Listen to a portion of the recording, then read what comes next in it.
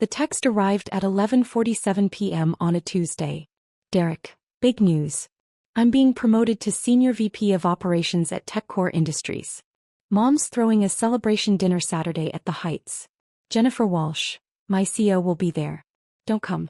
You'll embarrass me in front of her. I stared at the message on my phone, sitting in my home office in Palo Alto. Through the window I could see the lights of Stanford campus in the distance. On my desk sat a Crystal Award, Forbes 30 Under 30 Enterprise Technology 2019. I typed back, "Congratulations on the promotion." "Derek, I'm serious, Marcus. This is the biggest moment of my career. Walsh doesn't know our family has a failure. Let's keep it that way."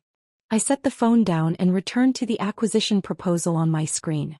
A Fortune 100 company wanted to buy my cybersecurity firm, DataShield Solutions, for $340 million. My CFO Rachel had sent the revised terms an hour ago. "Rachel, they're at $340 million cash, plus earn-out provisions that could push it to $400 million. Your call, but this is a strong offer." I'd built DataShield from my Stanford dorm room 8 years ago. We now secured networks for 47 Fortune 500 companies, employed 280 people, and generated $89 million in annual revenue. Our AI-powered threat detection system had become the industry standard. Jennifer Walsh's company, TechCore Industries, was one of our largest clients. They'd been using DataShield's enterprise security platform for 3 years, paying us $4.2 million annually. But my family didn't know any of this. Growing up, Derek was the golden child. 3 years older, Stanford MBA, recruited straight into TechCore's leadership development program at 24. By 28 he was a director. Now at 31 he was being promoted to Senior VP. I was the disappointment. I dropped out of Stanford after 2 years to build my company. Mom cried for a week. Dad refused to speak to me for 6 months. Derek told everyone I'd thrown my life away for some tech fantasy. "You're not Steve Jobs, Marcus," he'd said at Thanksgiving 2016. "You're just another dropout who's going to fail." At family dinners they asked Derek about his corner office, his stock options, his meetings with Jennifer Walsh. They asked me when I'd get a real job. I stopped attending most family events in 2019. It was easier than explaining that I was too busy running board meetings, closing contracts, or flying to DC to brief congressional committees on cybersecurity threats. My chosen family became my team. Rachel, my CFO, who'd left Deloitte to join me when we were just 12 people in a WeWork. James, my CTO, who'd been my roommate at Stanford and co-founded DataShield with me. Lisa, our VP of Sales, who'd helped us land our first Fortune 500 client. They knew what I'd built. They knew what it meant. But Jennifer Walsh knew too. She'd been one of our early champions, pushing TechCore's board to sign with DataShield when we were still a startup. We'd had coffee together quarterly for 3 years, discussing security strategy and industry trends. She'd written a recommendation that helped us secure a $50 million Series C funding round. "Your brother works for you?" she'd asked once, seeing Derek Chin on TechCore's employee list during a security audit. "He doesn't know I own the company," I'd said. "We're not close." She'd raised an eyebrow but didn't push. Jennifer Walsh hadn't built a $12 billion company by not understanding complicated family dynamics. On Wednesday Mom called. "Derek told me about his promotion," she said. "We're so proud. He's going to be the youngest Senior VP in TechCore's history." "That's great, Mom. Jennifer Walsh will be at the dinner. Can you imagine? The CEO of a Fortune 500 company at our family event. Derek's made it, Marcus. He really has. I'm happy for him." "We're not inviting you," she continued. Derek was very clear. He can't have you there looking unsuccessful in front of his CEO. "You understand." "I understand. Maybe if you'd stayed in school. If you'd gotten a real job instead of chasing pipe dreams." I let her talk. I'd heard it all before. After she hung up, Rachel messaged me. "Rachel, board meeting moved to Friday. Also, Walsh's office confirmed she's attending TechCore's leadership event Saturday. Should I mention you'll be in the same city?" "Marcus, no need." Thursday brought more family texts. Aunt Linda, family group chat. So excited for Derek's celebration. A Senior VP at 31. And meeting Jennifer Walsh. Uncle Robert, Derek's going places. Real corporate success. Cousin Amy, Unlike some people who dropped out and disappeared. Derek, thanks everyone. This is what happens when you commit to excellence and don't take shortcuts. I muted the chat and returned to work. We were closing a $8.9 million contract with a pharmaceutical company, negotiating security protocols for their research data. Friday's board meeting ran long. We discussed the acquisition offer, international expansion, and Q4 projections. When we finished, Rachel pulled me aside. You're really not going to tell your family? Why would I? Because they're cruel to you. Because they think you're a failure. Because walking into that dinner would. Would what? Prove something? I don't need their validation, Rachel. I have a company that works. A team that believes in what we do. That's enough. She studied my face. Is it? I didn't answer. Saturday arrived.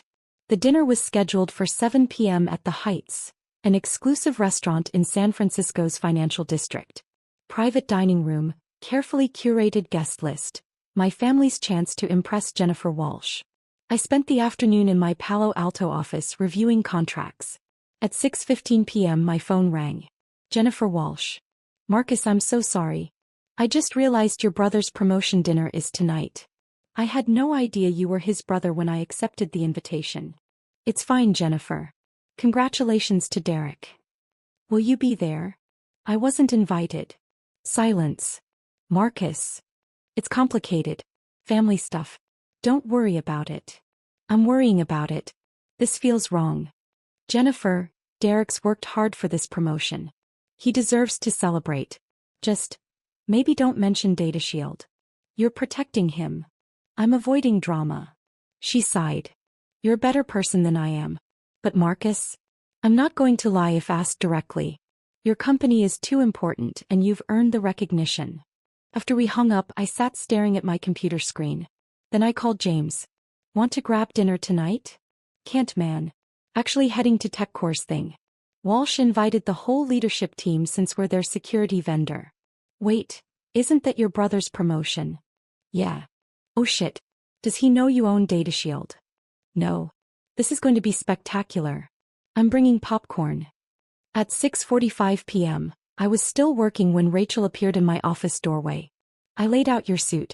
The navy one. And I booked you a car. Rachel. You're going. I've worked for you for 6 years, Marcus. I've watched your family treat you like garbage while you built something incredible. You're going to that dinner. I don't need to prove anything. This isn't about proving anything. It's about not letting them erase you. You exist. What you've built exists. Stop hiding. 20 minutes later, I was in the back of an Uber wearing my navy suit and feeling absurd. I texted Jennifer. Marcus, I might stop by after all. If that's okay. Jennifer, more than okay. I'll save you a seat. The Heights occupied the top floor of a glass tower overlooking the bay. I arrived at 7:23 p.m. Through the windows of the private dining room I could see my family. Mom in her best dress. Dad looking proud. Derek at the head of the table gesturing animatedly. And Jennifer Walsh listening politely, wine glass in hand. I stood in the hallway watching. I could still leave. I could go home, finish reviewing the acquisition terms, pretend this dinner wasn't happening. My phone buzzed. James, with photo of the dining room, your brother just told Jennifer Walsh about his vision for corporate success. She's trying not to laugh. Get in here. I walked to the entrance. The maitre d' checked his list. Name. Marcus Chen. I'm Derek Chen's brother. He frowned. I'm sorry, sir. You're not on the list. I know. But Jennifer Walsh invited me. He glanced toward the dining room, uncertain.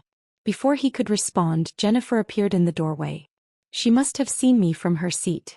Marcus. You made it. She crossed the hall and hugged me.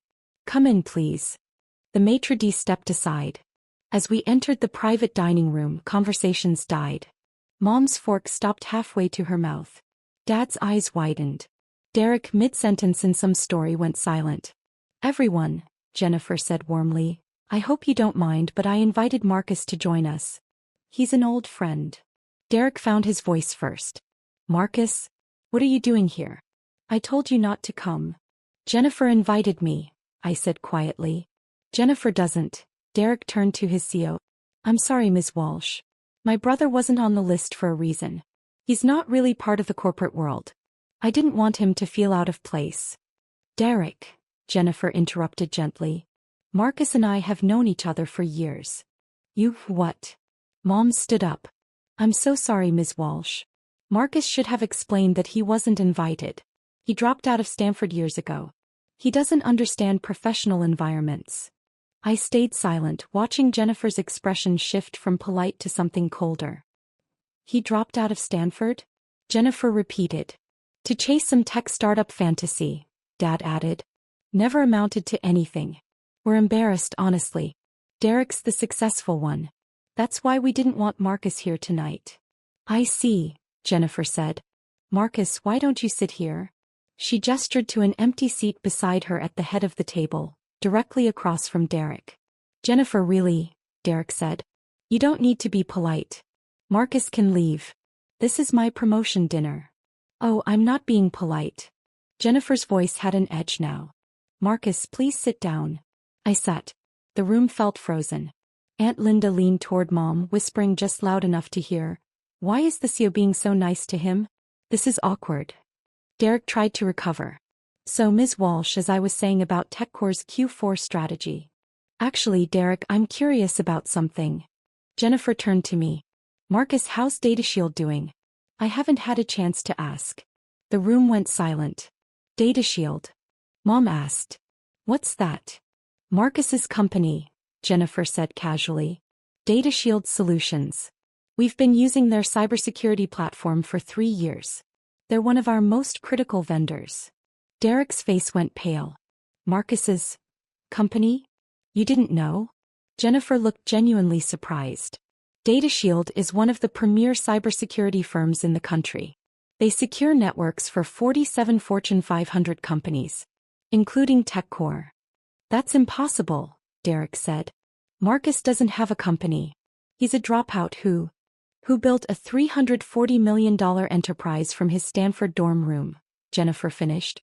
Marcus, you don't talk about your work much, do you? I met her eyes. Not with family. $340 million? Dad's voice cracked. That's the current acquisition offer according to TechCrunch, Jennifer continued. Though I told Marcus he should hold out for more. DataShield's AI threat detection system is revolutionary. We pay them $4.2 million annually and it's worth every penny. Mom's wine glass slipped from her fingers, splashing red across the white tablecloth. Derek stared at me. You own a security company? I do. The one that we use at TechCore? Yes. For 3 years. Yes. His face cycled through emotions, confusion, disbelief, horror. We've been paying you millions? TechCore has been paying my company millions for security services, I corrected. Yes. Aunt Linda spoke up. But you dropped out. You disappeared. You don't even have a degree. I don't need a degree, I said quietly. I have 280 employees, 9 patents and enterprise contracts with nearly 50 Fortune 500 companies. Why didn't you tell us? Mom demanded. You never asked. You decided I was a failure. I didn't see the point in correcting you. Jennifer leaned forward. To be clear, everyone, Marcus isn't just successful. He's one of the most influential people in cybersecurity. He's briefed congressional committees. The FBI uses DataShield's protocols. When there's a major security breach, Marcus's team gets called first. Derek's face had gone from pale to bright red. You let me. All these years I've been talking about my career while I built a company, I finished. Yes. But you look so normal. Cousin Amy blurted. You dress like a regular person. I am a regular person who happens to run a tech company, I said. Marcus prefers to stay under the radar, Jennifer added. Which I respect. But tonight, Derek made it clear Marcus wasn't successful enough to attend his promotion dinner. I thought everyone should know exactly who they've been excluding. The room went dead silent. Uncle Robert cleared his throat. Marcus, we had no idea. If you'd just told us. Why would I asked. Every time we talked you asked when I'd get a real job. When I'd stop embarrassing the family. Why would I share something important with people who'd already decided I was worthless? We didn't decide you were worthless, Mom protested. We were concerned. You dropped out of Stanford to build something that now employs 280 people and secures data for millions of users. But you didn't ask about that. You asked when I'd give up my pipe dream. Derek's hands were shaking. I told Jennifer Walsh my brother was a failure. You did, I confirmed. I told my CEO, the CEO of a company that pays your company millions, that you were an embarrassment. You did. Oh my God. He put his head in his hands. Oh my God. Jennifer's expression was unreadable. Derek, you're being promoted to Senior VP of Operations. Part of that role is vendor management and strategic partnerships. DataShield is one of our top 5 critical vendors. Did you really not know who owned the company? No. The contracts just say DataShield Solutions. Kyo Marcus Chin. I didn't connect. Our last name is Chin, I said. It's not that uncommon. But you never said anything. You let me think. I let you think what you chose to think, I interrupted. I never lied. I just didn't correct your assumptions. Dad found his voice.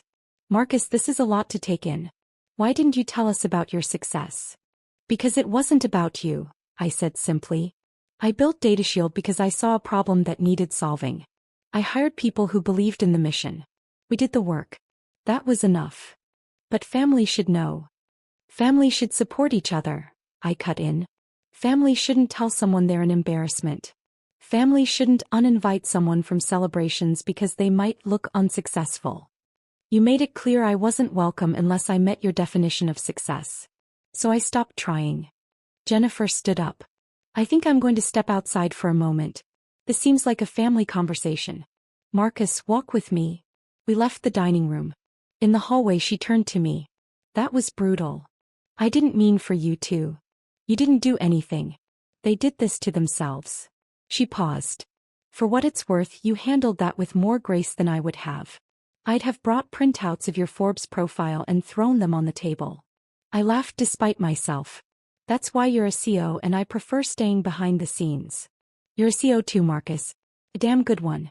Don't let them make you forget that.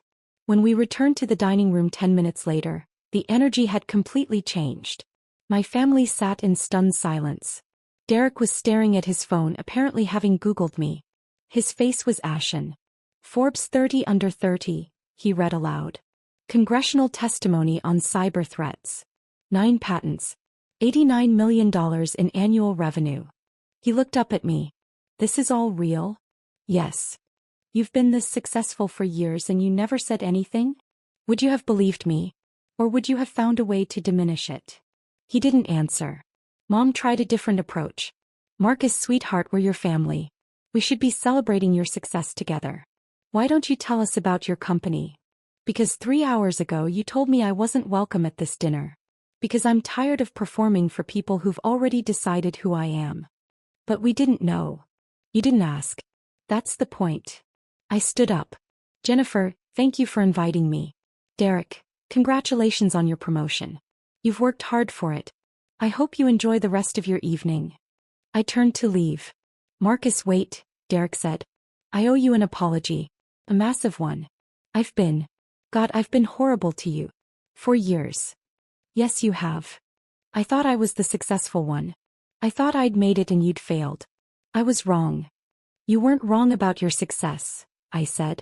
You are successful. Senior VP at 31 is impressive. You just didn't need to stand on my neck to reach it. His eyes filled with tears. Can we talk? Really talk?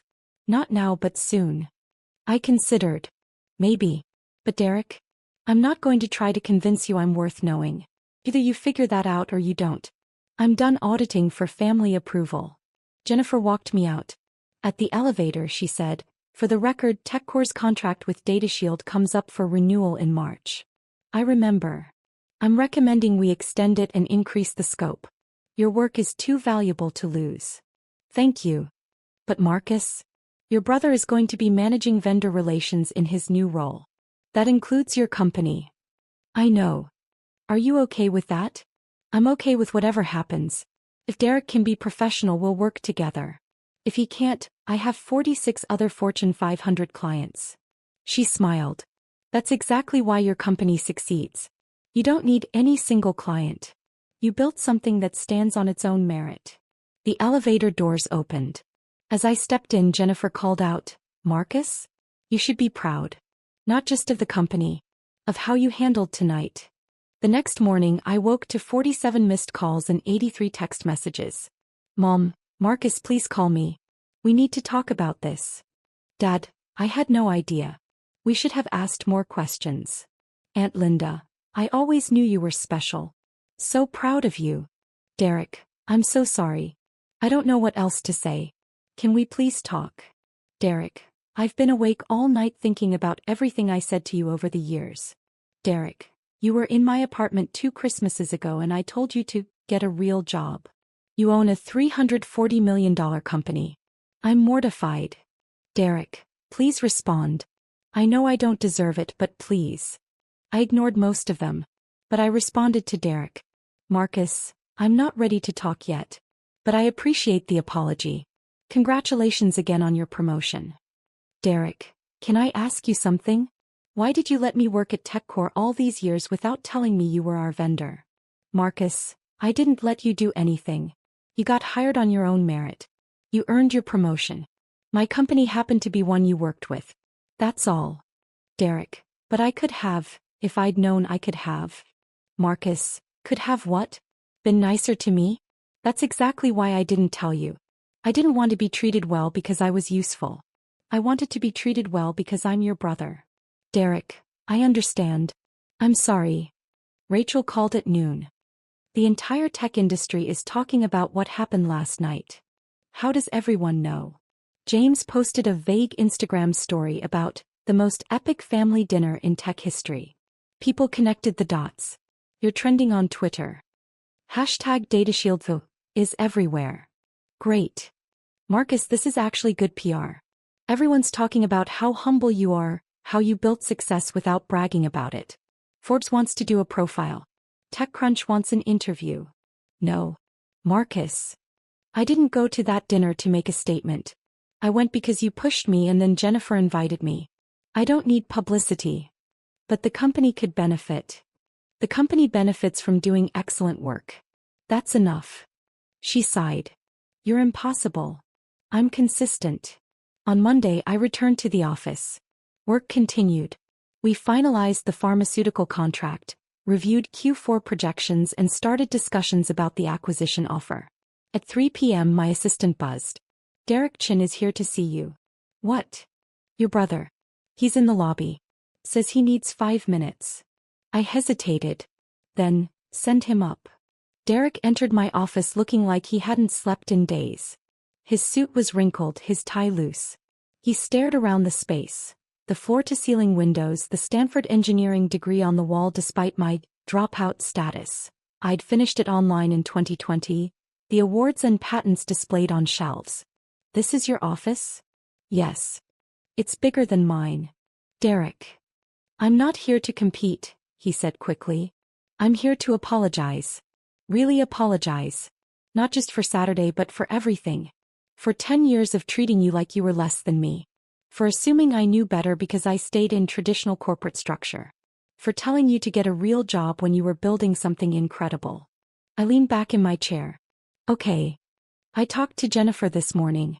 She told me DataShield could have taken their business to any of our competitors, but you've kept TechCore as a client because we have a good working relationship.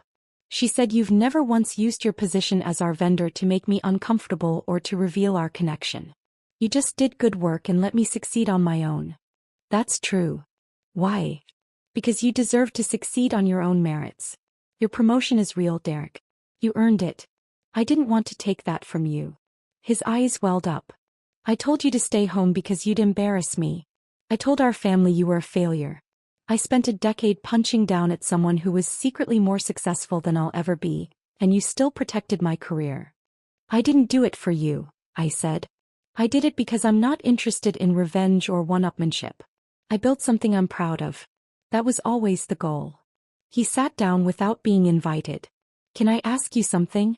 When did you stop caring what we thought?" "Around 2018. I just closed a $30 million Series B funding round. Forbes interviewed me. I was flying to DC to brief senators on cybersecurity threats. And I came home for Thanksgiving and Dad asked if I'd finally given up on the computer stuff and considered law school. I shrugged. That's when I realized you weren't ever going to see me. You were going to see your idea of me no matter what I accomplished. So you just let us think you were a failure? I stopped trying to convince you otherwise. There's a difference. Derek was quiet for a long moment. I want to do better. I know I don't deserve another chance, but I want to try. Can we start over? I don't know if we can start over, I said honestly. Too much has happened. But maybe we can start fresh. If you're willing to see me as I actually am, not as who you assumed I was. I am. I swear I am. Then we can try. He stood up relieved. At the door he paused. Marcus, for what it's worth, I'm genuinely impressed by what you've built. Not just the money or the success but the mission. Data Shield matters. It protects people. That's bigger than anything I'm doing. You're helping run a company that employs 15,000 people, I said. That matters too. We don't need to compete, Derek. There's room for both of us to be successful. After he left, Rachel appeared in my doorway. How'd it go? He apologized. We're going to try to rebuild. Are you okay? I thought about it. Yeah, think I am. Saturday was brutal, but it also freed me from something. I don't owe them my success story anymore. I don't owe them proof. They either believe in me or they don't, but it doesn't change what I've built. That's very healthy and mature, Rachel said. Now can we please accept some of these interview requests? The marketing team is dying. Fine. One interview. Pick the least annoying publication. He grinned. I'll do my best. 3 months later, TechCore renewed their DataShield contract with a 40% increase in scope. Derek managed the relationship professionally. We had coffee once a month, slowly rebuilding something that resembled a sibling relationship. Mom and Dad tried to overcompensate, telling everyone about our son the CEO. I tolerated it but kept them at arm's length. Trust, once broken, doesn't heal overnight. The Forbes profile ran in March. The headline read, "The cybersecurity CEO who built a $340 million company while his family thought he was a failure." Jennifer Walsh texted me when it published. Jennifer, excellent article. Though they could have mentioned you're also humble, kind, and one of the most decent people in tech. Marcus, that wouldn't fit the narrative. Jennifer, true. Hey, are you coming to TechCore's Leadership Summit in June? I'm keynoting. Would love to have you as a guest. Marcus, will Derek be there? Jennifer, yes. But Marcus? He's not the same person who told you to stay home. People can grow. Marcus, I'll think about it. Jennifer, that's all I ask. I did attend the summit. I sat in the front row while Derek presented on operational excellence. He was good at his job. He'd earned his success. Afterward, he found me in the lobby. Thanks for coming. You did well up there. I kept thinking about what you said. About how there's room for both of us to be successful. I'm trying to remember that. Good. We stood there awkwardly for a moment. Then Derek said, I told some of my team about you. About Data Shield. About what you've built. Not to brag or claim reflected glory, just to, I don't know, acknowledge that my brother is someone worth knowing. Thank you. Want to grab dinner? Not a family thing. Just us. I'll buy, since apparently I work for a company that pays your company millions. I laughed. Sure. Why not? As we walked out of the hotel, Derek said, Can I ask you something? Do you ever regret dropping out of Stanford? Taking the harder path? No, I said. I built exactly what I wanted to build. I did it my way with people I trusted. I have zero regrets. Even about us. About the family stuff. I considered. I regret that it took 10 years and a public confrontation for you to see me. But I don't regret protecting myself. I don't regret building something that didn't require your validation to exist. That's fair. We walked in silence for a bit. Then Derek said, I'm genuinely proud of you. I should have said that years ago. I'm saying it now. I appreciate that. Do you think we'll be okay? Eventually. I think we're figuring it out, I said. That's enough for now. And it was.